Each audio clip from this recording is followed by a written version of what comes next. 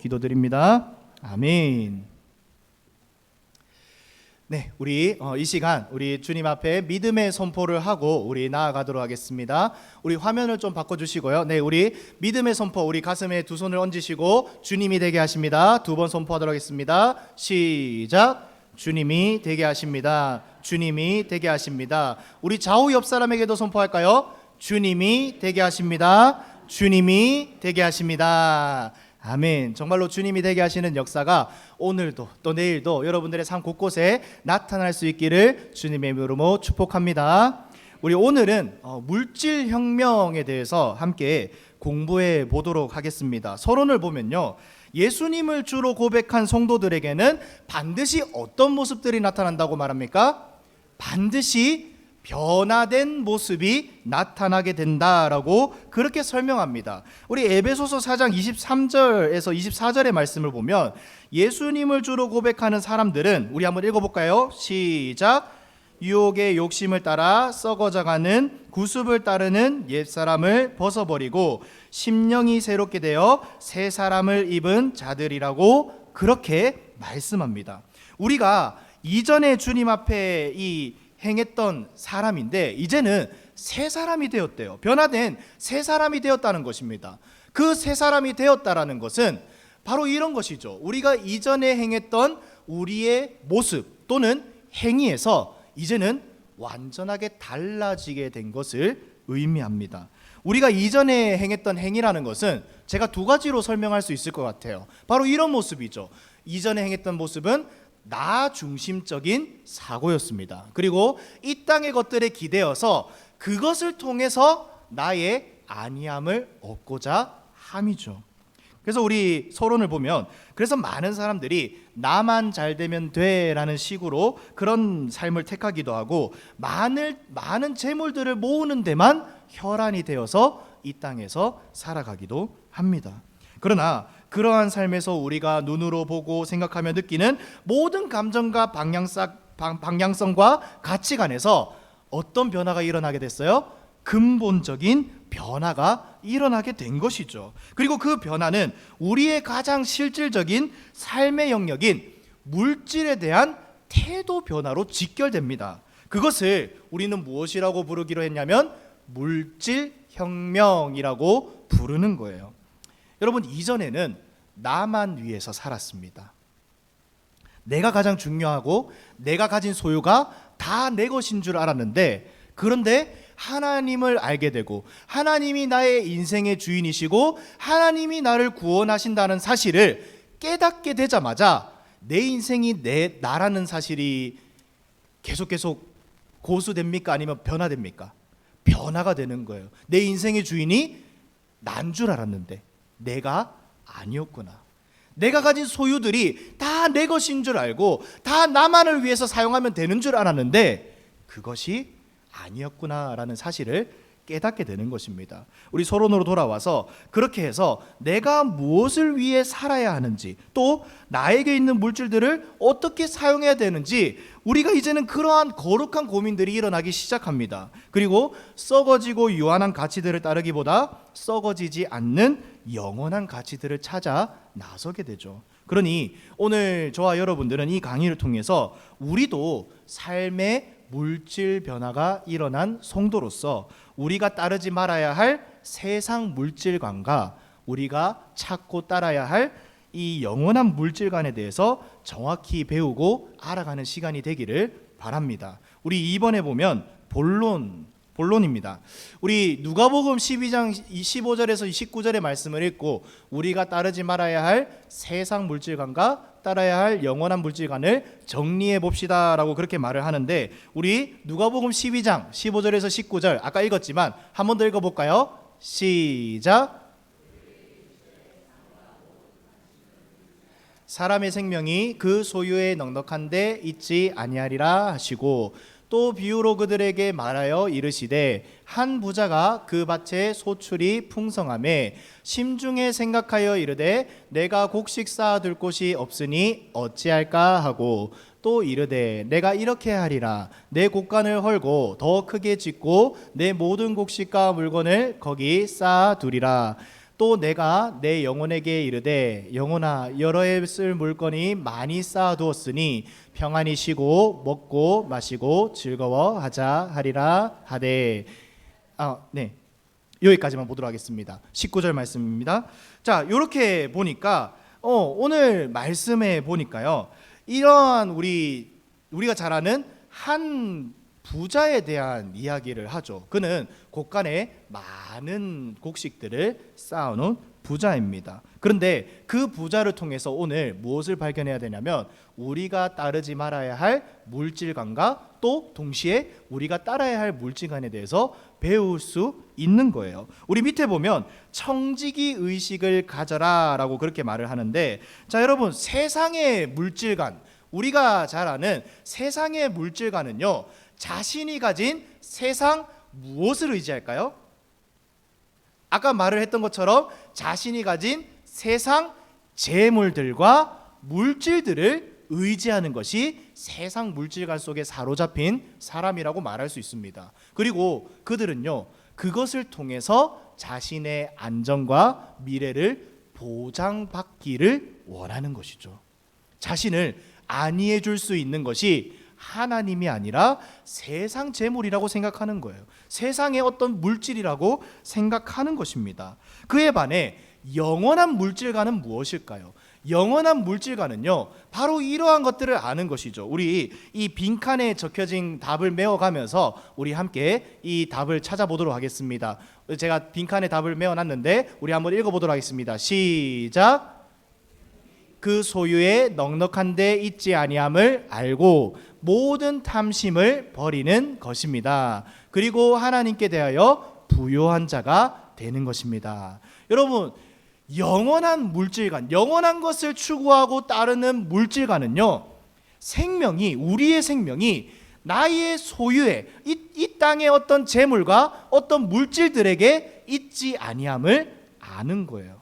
그래서 그것 꾸역꾸역 모으기 위해서 혈안이 되어서 살아가는 것이 아니라 그것을 의지하고자 하는 마음, 탐심을 버리는 것이죠. 그리고 거기에 부요한 자가 되는 것이 아니라 누구에게 대하여 부요한 자가 되어야 되는 것입니까? 하나님에 대하여 부요한 자가 되는 것이 영원한 물질관을 따르는 것입니다. 여러분, 오늘 영원한 물질관에서 아주 중요한 말을 하고 있습니다. 우리가 무엇을 버려야 한다라고 말하고 있습니까? 탐심을 버리는 것이 영원한 물질관이다라고 말하고 있습니다. 여러분, 이 탐심, 다른 말로 하면 착각하는 것입니다. 이 탐심이라는 것은 쉽게 말하면 착각하는 거예요. 무엇을 착각합니까? 내가 가진 이 땅의 무엇인가가, 내가 무엇인가 이 땅의 것들을 많이 소유하게 되면 특별히 하나님을 의지하지 않는다 할지라도, 내가 하나님이 나에게 없다 할지라도 살 수 있다고 생각하게 만드는 것이 바로 이 탐심의 아주 치명적인 유혹입니다. 그래서 이 탐심은요, 나로 하여금 착각하게 만들어요. 나에게 하나님 없어도 돼. 이 땅의 재물만 많으면 하나님 없이도 살 수 있어. 하나님 없이도 너희들 얼마든지 편안한 삶 살 수 있고 평강을 얻을 수 있어 라고 거짓 미혹을 하는 것이죠. 그게 탐심입니다. 그래서 오늘 부자가 계속해서 무엇을 강조합니까? 나라는 것을, 나의 것이라는 것을 계속 강조하고 있는 것을 볼 수 있습니다. 오늘 본문을 읽어보면 아시겠지만 이 부자는요, 항상 강조할 때 내 곡식이, 내 곳간에, 내 영혼이 라는 그러한 나라는 것을 계속 강조합니다. 그러니까 나에게 곡식이 많으면, 내 곳간에 많은 물질들이 채워지면 내 영혼이 어떻게 된다고요? 안위 받을 수 있다라는 거예요. 그것으로 살아갈 수 있고 그것을 통해서 평안을 이룰 수 있고 그것이 나를 위로해 줄 수 있을 것이라 생각하는 것입니다. 그러나 여러분, 오늘 본문을 쭉 읽어보면 정말로 그것들이 그 부자를 안위해 주었습니까? 그러지 못했습니다. 하나님이 그날 밤에 찾아가서 그의 영혼을 걷어가시니 그것들은 아무런 보호함도 아무런 지켜줌도 하지 못했습니다. 그 물질들이 그 부자의 영혼을 지켜주지 못했습니다. 그 부자의 영혼을 보호해주지 못했습니다. 그리고 그도 많은 재물들을 가지고 있었으나 그 많은 것들을 누리지도 못하고 끝나고 말았죠. 그래서 우리 예수님은요 이렇게 말씀합니다. 15절에 보면 사람의 생명이 그 소유에 넉넉한데 있지 않다라고 정확하게 말씀합니다. 그러니 우리는 이것을 통해서 무엇을 알아야 돼요? 우리가 가지고 있는 재물들이, 이 내 소유물들이 우리의 생명이 아니라 우리의 생명은 어디 있다는 것입니까? 영원하신 하나님에게 있다는 사실을 분명하게 알아야 됩니다. 그리고 또 이 부자가 착각한 것이 있습니다. 무엇을 착각했냐면 자신이 누리고 있는 모든 소유가 오로지 자신의 것이라는 것을 착각했습니다. 그래서 오늘 우리 본론으로 돌아가서 오늘 보면요, 이것이 결국에는 나 중심적인 사고인데 성경은 이렇게 말하죠. 뭐라고 말합니까? 성경은 세상의 모든 부와 소유의 주인이 누구시라고 말씀하고 있어요? 하나님이시다. 하나님이 모든 것들의 주인입니다 라고 그렇게 말씀하고 있는 것입니다. 그러니 그리스도인들에게 있어서 재물이라는 것은 내 노력으로 쟁취한 절대적인 내 것이 아닙니다. 내 소유라고 생각하면 안 됩니다. 단지 나에게 재물이 있고 어떤 소유물들을 하나님이 주신 것은 나에게 하나님은 그것을 통해서 어느 정도 삶을 윤택하게 누리게 하실 뿐만 아니라 하나님 잠시 나에게 맡겨주신 것이다 라는 사실을 우리는 분명하게 알아야 되는 것이죠. 그래서 역대상 29장 14절은 이렇게 말씀합니다. 우리 빈칸을 채워가면서 우리 함께 읽어보도록 하겠습니다. 역대상 29장 14절입니다. 시작. 내 백성이 무엇이기에 이처럼 즐거운 마음으로 드릴 힘이 있었나이까? 모든 것이 주께로 말미암았사오니 우리가 주의 손에서 받은 것으로 주께 드렸을 뿐이니이다. 아멘. 오늘 역대상의 이 고백은요, 나와 내 백성이 무엇이기에 이처럼 즐거운 마음으로 드릴 힘이 있었냐? 주님 앞에 내가 제물을 드릴 힘이 있었습니까? 라고 고백합니다. 그런데 그 모든 것들이 결국 누구에게서 나왔다고 고백합니까? 주의 손, 주께로부터 말미암았다라고 그렇게 고백하는 것입니다. 우리도 마찬가지입니다. 그래서 우리는 하나님 앞에서 언제나 어떤 의식을 가져야 됩니까? 청지기 의식을 가져야 됩니다. 내 소유가 내 것이 아니다. 하나님의 것이다. 그래서 여러분 이것을 알게 되면요, 우리가 쓰는 돈이 내 것이 아닌 줄 알게 되면요, 우리는 그 돈을 함부로 낭비할 수 없을 거예요. 허비할 수 없을 것입니다. 그저 내 쾌락만을 위해서 사용되는 것을 우리는 할 수 없을 것이죠. 그래서 우리는 무엇을 분명하게 알아야 됩니까? 나의 모든 소유물, 내가 누릴 수 있는 모든 재물들과 소유들과 심지어 내 시간과 내 몸까지 하나님이 나에게 은혜로 허락하신 것이다. 이 사실을 분명히 알아야 합니다. 우리 2번입니다. 2번을 보면 마태복음 16장 19절에서 20절과 고린도전서 3장 12절에서 14절에서 말하는 세상 물질관과 영원한 물질관의 결국은 각각 무엇입니까? 라고 말을 하는데, 우리 먼저 마태복음 16장 19절에서 20절의 말씀을 우리 빈칸을 채워가면서 함께 읽어보도록 하겠습니다. 자, 제가 이렇게 빈칸을 답을 넣었는데 우리 함께 읽어보도록 하겠습니다. 시작. 거기는 좀과 동록이 해하며 도둑이 구멍을 뚫고 도둑질 하느니라. 오직 너희를 위하여 보물을 하늘에 쌓아두라. 거기는 좀이나 동록이 해하지 못하며 도둑이 구멍을 뚫지도 못하고 도둑질도 못하느니라. 아멘. 자, 그리고 우리 밑에 보면 고린도전서 3장 12절에서 14절의 말씀도 있는데 이것도 빈칸을 메워가면서 우리 함께 읽어보도록 하겠습니다. 12절에서 14절입니다. 시작. 금이나 은이나 보석이나 나무나 풀이나 지푸로 이 터 위에 세우면 각 사람의 공적이 나타날 터인데 그 날이 공적을 밝히리니 이는 불로 나타내고 그 불이 각 사람의 공적이 어떠한 것을 시험할 것임이라. 14절입니다. 만일 누구든지 그 위에 세운 공적이 그대로 있으면 상을 받고. 아멘.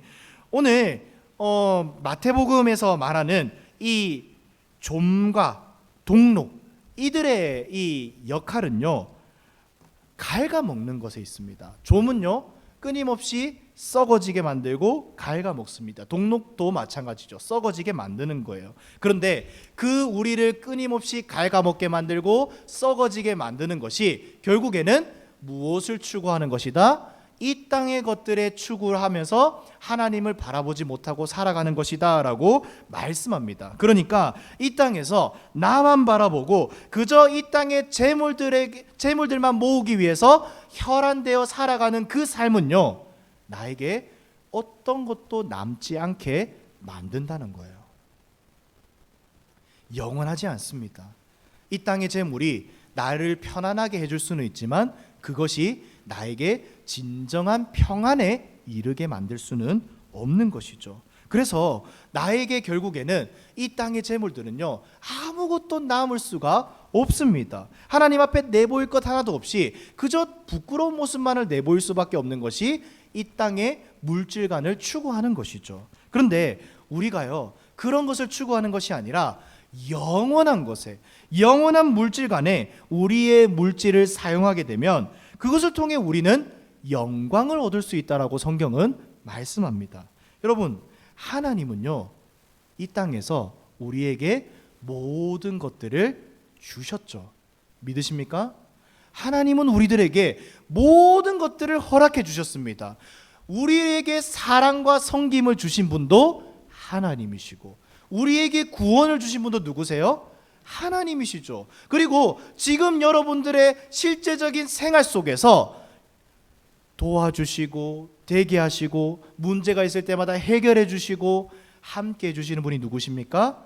하나님이십니다.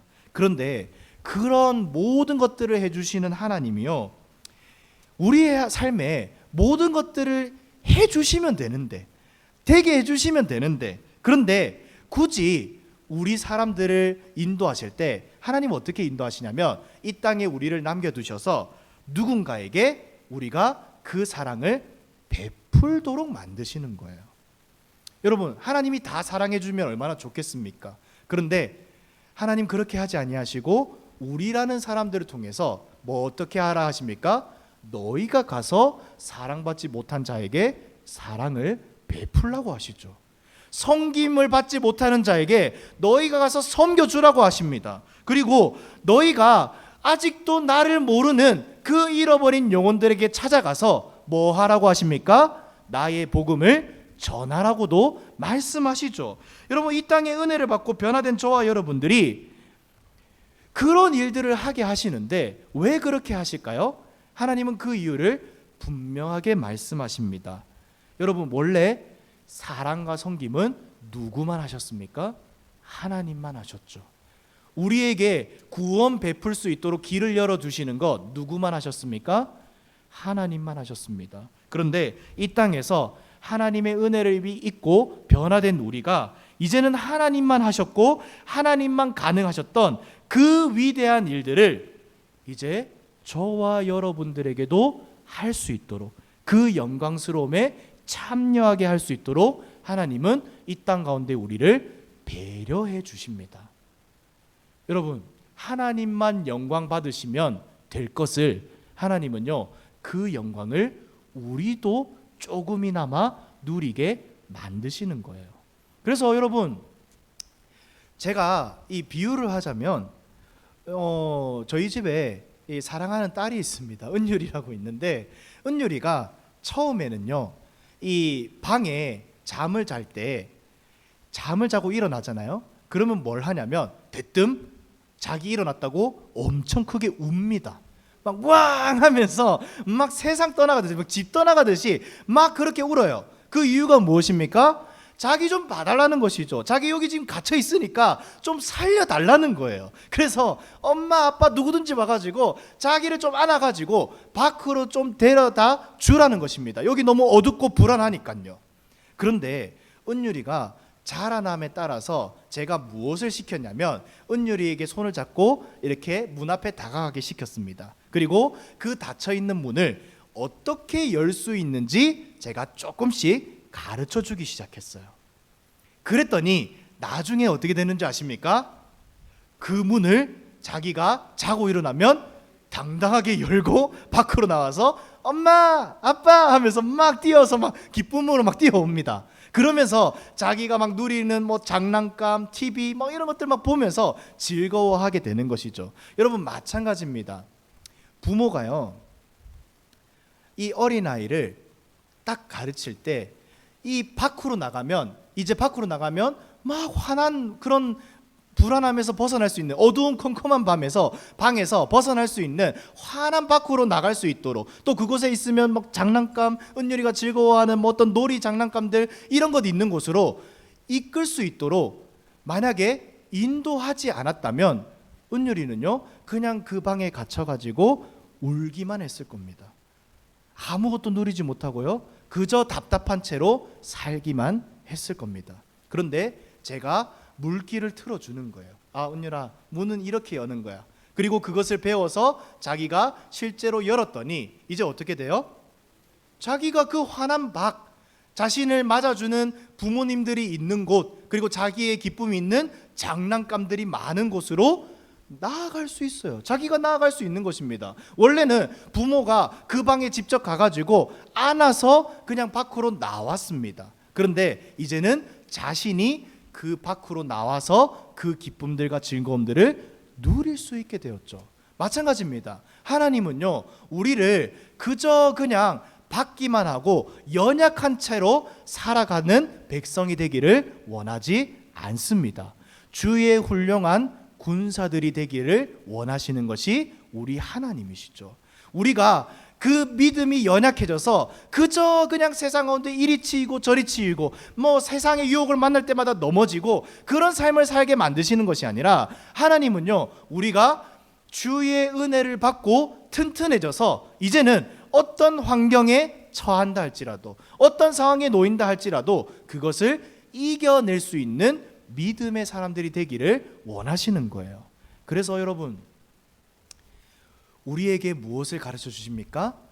어떻게든 하나님의 일을 위해서 힘쓰도록 만들어 주시는 거예요. 우리의 물질도 마찬가지입니다. 우리의 물질이요 우리만을 위해 사용되도록 하나님 만들지 아니하고 누군가를 세워주고 누군가를 섬겨주고 누군가를 사랑해주고 때로는 예수님을 믿게 할 수 있는 데에 우리의 물질과 마음을 쏟아내게 하시는 이유는 그걸 통해서 하나님의 기쁨을 우리도 누릴 수 있도록 만드시는 거예요. 그러면서 이 영원한 가치가, 이 영원한 데 물질을 사용하는 것이 손해가 아니라 우리에게 얼마나 기쁜 일이고 영광스러운 일인지를 우리도 깨닫게 만드시는 것입니다. 그래서 우리는 어떻게든 이걸 위해 힘써야 됩니다. 하나님의 일을 위해 힘써야 되는 거예요. 우리 본론에 보면 이렇게 돼 있죠. 그러니 우리는 우리의 물질을 불타 없어지지 아니하고 종과 동력도 없는 하나님 나라를 위해 힘써 사용해야 합니다 라고 그렇게 말하고 있습니다. 그것이 바로 사랑과 섬김이고 또 영혼 구원과 같은 복음 전도함이죠. 여러분, 이것은요 거창할 필요 없습니다.